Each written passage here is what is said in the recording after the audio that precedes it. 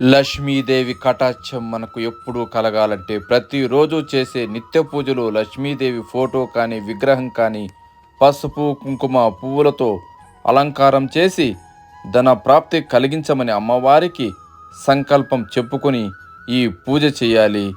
పూజా విధానం: 108 రూపాయి బిళ్ళలు తీసుకొని లక్ష్మీదేవి అష్టోత్తరముతో ఒక్కో నామం చదువుతూ ఒక్కో రూపాయి బిళ్ళ అమ్మవారి ఫోటో ముందు అర్చన చేస్తూ పెట్టాలి. హారతి ఇవ్వాలి. రోజు మీరు ఏ నైవేద్యం పెట్టినా పర్వాలేదు, కానీ శుక్రవారం మటుకు బెల్లమన్నం నివేదన చేస్తూ ఉండాలి. ఇలా ప్రతిరోజు చేస్తూ ఉంటే మీరు అపర కోటీశ్వరులు అయిపోతారని నేను చెప్పక్కర్లేదు. కానీ మీకు కనీస అవసరాలకు ఎప్పుడు లోటు ఉండదు. అప్పు చేసే అవసరం రాదు. అప్పు ఉన్న కొద్ది కొద్దిగా తీరుతూ ఉంటుంది. ఈ పూజకు ఆహార నియమాలు ఇంకా ఏమైనా నియమాలంటూ లేవు. కానీ లక్ష్మీదేవి శుభ్రంగా ఉన్న ఇంటిలోనే నిలుస్తుంది. దుమ్ము ధూళి ఉన్న ప్రాంతంలో ఎన్ని పూజలు చేసినా ఉపయోగము ఉండదు. రోజు ఈ కాసులు పూజ అయ్యాక కూడా అక్కడే ఉంచాలి. రోజు అవే వాడాలి. ఈ పూజకు వాడిన రూపాయి కాసులు ఎవ్వరికి ఇవ్వకూడదు, ఖర్చు పెట్టకూడదు. పూజ 41 రోజు ముక్కుకొని చేయవచ్చు. ఈ పూజ ఇదే విధంగా తామర గింజలతో పసుపు కొమ్ములతో కూడా చేయవచ్చు.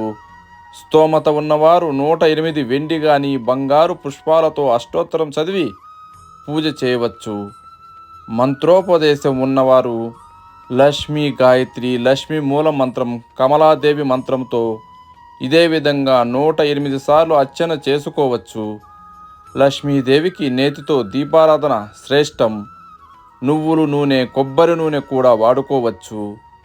నిమ్మపండు, పులిహోర, పెసరపప్పు, పాయసం, శనగలు ఇష్టమైన నైవేద్యం.